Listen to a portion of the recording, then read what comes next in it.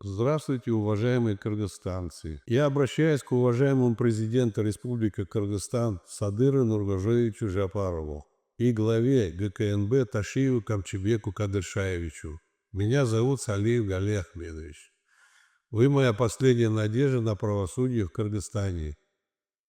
Из-за коррупции в судебной системе меня лишили родительского дома в городе Ош, улица Алиева, 62. Являясь единственным наследником первой очереди, судьи областного суда города Ош и Верховный суд города Бишкек решили не включать меня в наследство и отдали весь дом племяннице Богдановой Рашиде Зубаировне, которая подделала подписи моего отца и оформила этот дом на свою фамилию. Экспертизе было доказано, что подделала подпись Богданова Рашида Зубаировна.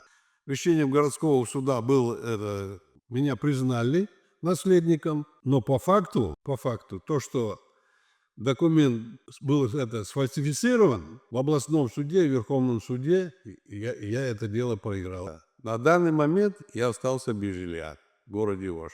Прошу помочь разобраться в этом деле.